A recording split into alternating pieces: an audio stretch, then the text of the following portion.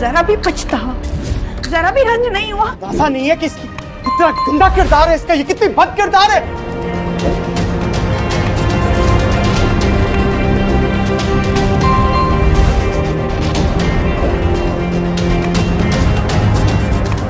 और इससे सिर्फ मुझे धोखा नहीं दिया, तो और भी लड़कों के साथ ये ऐसे करती रही है।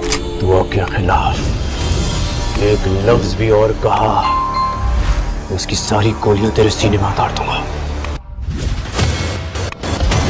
भूल जाओ, कुछ नहीं हुआ। कैसे भूल जाऊं? भूलना चाहती हूँ प्रभु, मेरे सामने है। मैं चाहती हूँ कि क्या चाहती हूँ? मैं चाहती हूँ तड़प तड़प के मर जाए। गुड़िया की सेहत से बढ़कर और कुछ भी नहीं है। गुड़िया को कुछ नहीं होगा, इंशाल्लाह ठीक हो जाएगी। और कश्मारा ले जाएगी ना बच्चों को कराची। वहाँ नौशेरवा है, दुआ है, वो ख्याल कर लेंगे, सब देख लेंगे। सब सच बताऊं तुम्हें एक बात, फिजा भाभी और उनकी बहन की बेबसी महसूस करता हूँ तो मेरा जी करता है इस इंसान को अपने हाथों से फांसी पर चढ़ा दूं। तो देर किस बात की है, जल्दी कीजिए। सुन, बुलाया है, आ रहा है वो। इसीलिए आपको यहाँ बुलाया कि आपको एतमाद में ले सके। उसके सामने जो भी बात होगी उसे बड़े तहम्मुल से सुनिएगा,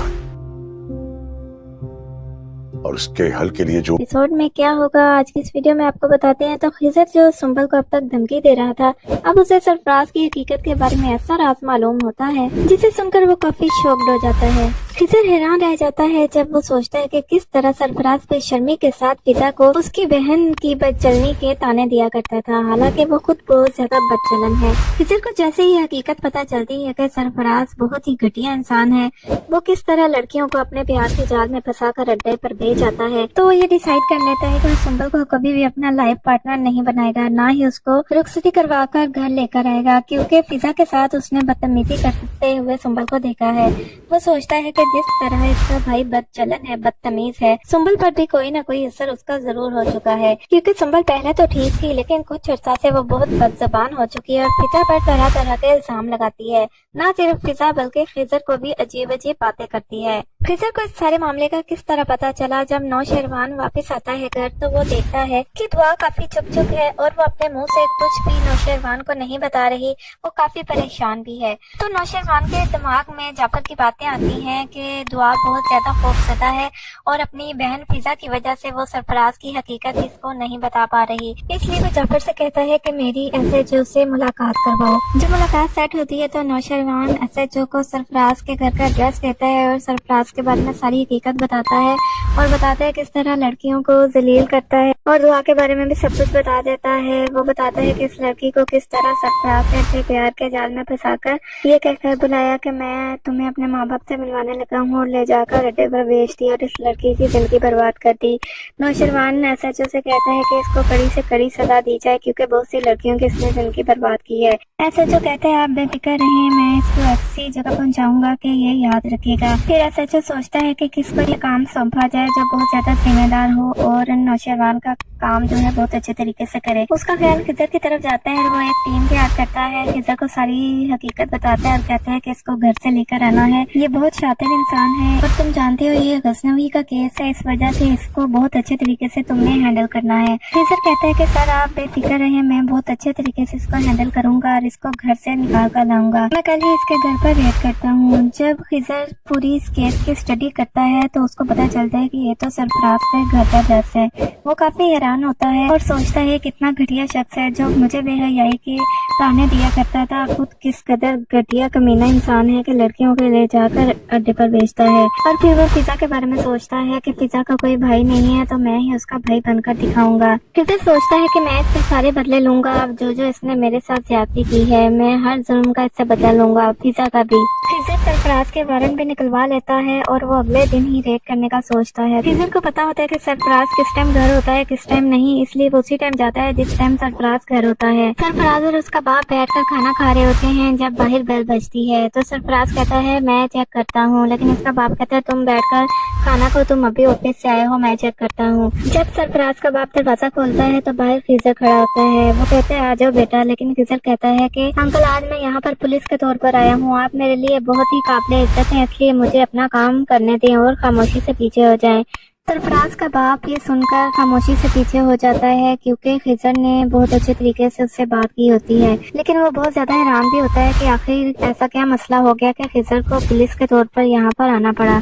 सरफराज खिजर को देखकर बहुत गुस्से में आ जाता है और उसके साथ काफी बदतमीजी करता है, क्योंकि वो तो सोचता है खिजर उसके साथ बदतमीजी कर ही नहीं सकेगा क्योंकि वो उसकी बहन का शोहर है। वहाँ पर सुंबल भी मौजूद होती है और सरफराज को ये नहीं पता कि इसकी वजह से सुंबल और खिजर के दरमियान ताल्लुकात काफी खराब हो चुके हैं, इसलिए वो खूब उछलता है और खिजर के साथ बहुत बदतमीजी करता है और कहता है कि अच्छा अब तुम मुझे फिजा की वजह से जेल लेकर जाओगे। तो खिजर कहता है कि फिजा कौन है और तुम कौन हो, मैं ये नहीं जानता, मैं यहाँ पर तुम्हारे खिलाफ अरेस्ट वारंट लेकर आया हूँ, तुम्हें अभी और इसी वक्त मेरे साथ थाने चलना होगा। सरफराज ये सुनकर काफी बदतमीजी करता है खिजर के साथ और खिजर का गिरबान पकड़ लेता है। खिजर के जो साथ पुलिस दूसरी आई होती है वो कहते हैं कि तुम्हें अकल नहीं है, तुम बेवकूफ हो, तुम ऑन ड्यूटी पुलिस इंस्पेक्टर पर हमला कर रहे हो।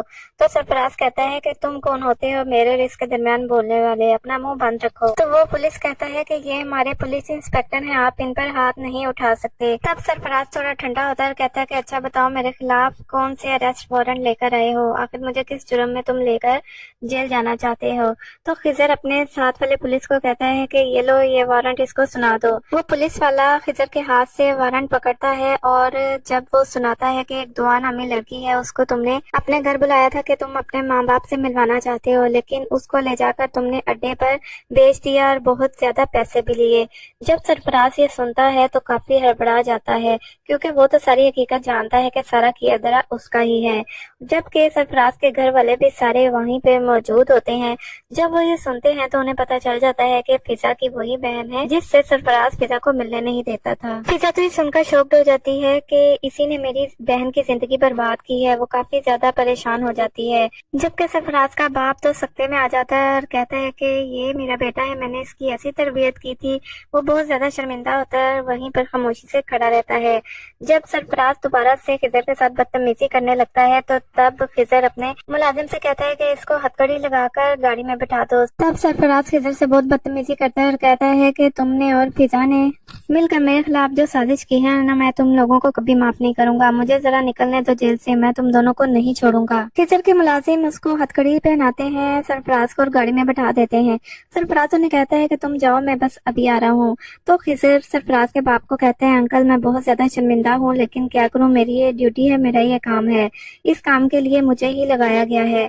उसके बाद फिजा खिजर से पूछती है कि आखिर FIR किसने दर्ज कराई। खिजर फिजा को बताता है कि नौशरवान ने ये FIR दर्ज कराई है। तो फिजा खिजर को बताती है कि ये लड़की मेरी बहन है दुआ। तो खिजर काफी हैरान होता है और फिजा को कहता है कि आप सच कह रही हैं।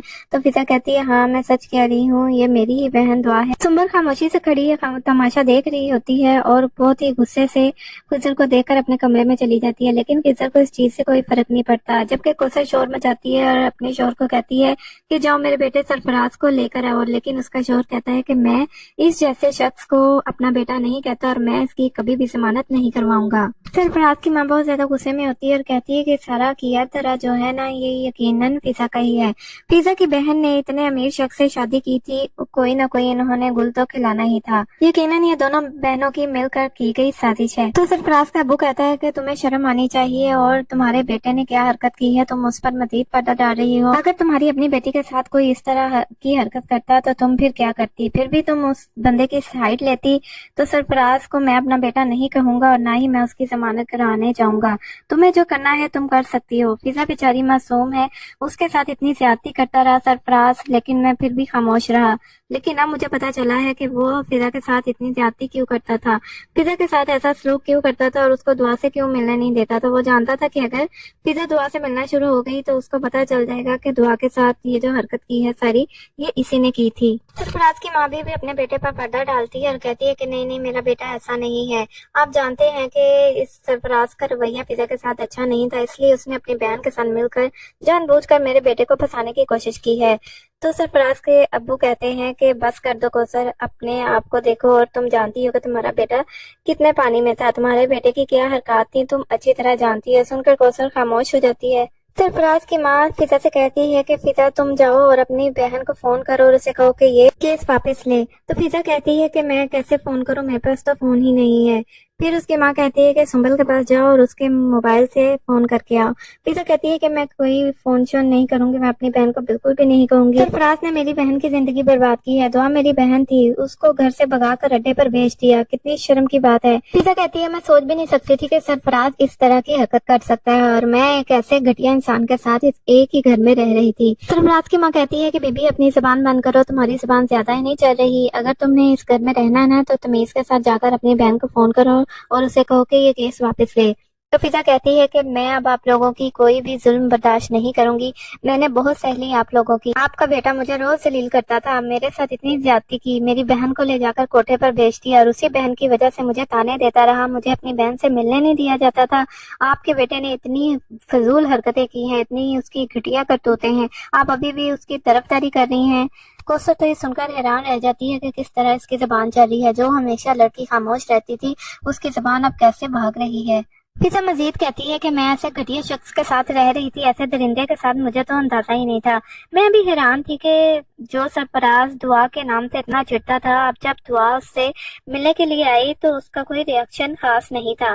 تو میں کافی حیران تھی کہ جو سرفراز ہمیشہ مجھے کہتا رہا کہ تمہاری بہن اگر اس گھر میں آئی تو میں تمہاری ٹانگیں توڑ دوں گا، اب جب دعا آئی تھی تو اس نے کچھ بھی نہیں کہا۔ اب مجھے پتا چلا کہ سرفراز کی اپنی ہی غلطی تھی، اس وجہ سے وہ خاموش تھا۔ تو کوثر کہتی ہے کہ بی بی اپنا لیکچر بند کرو اور جا کر اپنی بہن کو فون کرو کہ وہ کیس واپس لے لے، صرف دعا ہی ہے جو اس کیس سے میرے بیٹے کو چھڑا سکتی ہے۔ فضا کہتی ہے لیکن میں ایسا بالکل بھی نہیں کروں گی، سرفراز کو اس کے کیے کی سزا ملنی ہی چاہیے، اس نے میری بہن کے ساتھ بہت ہی غلط حرکت کی ہے۔ سرفراز کی ماں کہتی ہے کہ بس رہنے دو، تمہاری جتنی زبان چل رہی ہے نا، اب دیکھنا میرا بیٹا جب آئے گا میں اس کو بتاؤں گی کہ تم نے کیا کچھ کیا اور سرفراز کے بارے میں کیا کچھ کہتی رہی۔ تو فضا کہتی ہے کہ میں آپ کے بیٹے سے اب نہیں ڈرتی اور نہ ہی میں اس کے ساتھ مزید رہنا چاہتی ہوں۔ جبکہ دوسری طرف نوشروان اور دعا کے درمیان سب کچھ ٹھیک ہو جائے گا، لیکن نوشروان دعا سے اس بات پہ ناراض ہوگا کہ اس نے آخر کیوں اس پر اعتماد نہیں کیا اور اس سے ساری حقیقت کیوں نہیں بتائی۔ اگر اس نے پہلے دن ہی اسے ساری سچائی بتا دی ہوتی تو آج یہ دن نہ آتا اور ان دونوں کی لڑائی نہ ہوتی اور کسی تیسرے بندے کو ان کے درمیان نفرت پھیلانے کا موقع نہ ملتا جیسے کشمالہ نے کیا۔ بہت جلد نوشروان کو کشمالہ کی حقیقت بھی پتہ چل جائے گی اور وہ پھر کشمالہ کو بھی ٹھکانے لگا دے گا، کیونکہ کشمالہ پہلے دن سے ہی دعا کو مارنا چاہتی تھی اور دعا نوشروان کے درمیان نفرت پیدا کرنا چاہتی تھی اور وہ اس چیز میں کامیاب بھی ہوئی، لیکن کچھ ہی ٹائم کے لیے، کیونکہ نوشروان کو تو ساری حقیقت پتہ چل گئی ہے، دعا بے قصور تھی اور دعا صرف اور صرف اس سے ڈر کی وجہ سے کہ اس کا گھر خراب نہ اور اس کی بہن کا گھر خراب نہ ہو خاموش تھی، کیونکہ باقی سچائی تو دعا نے بہت عرصہ پہلے ہی نوشروان کو بتا دی تھی، لیکن صرف اس نے یہ نہیں بتایا تھا کہ وہ شخص جو ہے وہ سرفراز ہی ہے۔ اب جب نوشروان کے سامنے ساری حقیقت آئی ہے تو اس کو خود ہی خیال آ رہا ہے کہ اس میں دعا کا کوئی بھی قصور نہیں تھا، وہ تو ایک لڑکی تھی جو کہ ڈری ہوئی تھی کیونکہ اس کے ساتھ بہت ہی غلط کیا گیا تھا۔ سرفراز جیسے شخص نے دعا کی زندگی برباد کر دی تھی، اگر نوشروان اس کو وہاں سے نہ آزاد کرواتا تو وہ وہیں پر اس کی زندگی ہمیشہ کے لیے خراب ہو جانی تھی۔ اس وجہ سے بھی نوشروان دعا کو معاف کر دیتا ہے کیونکہ وہ اس سے کافی محبت بھی کرتا ہے۔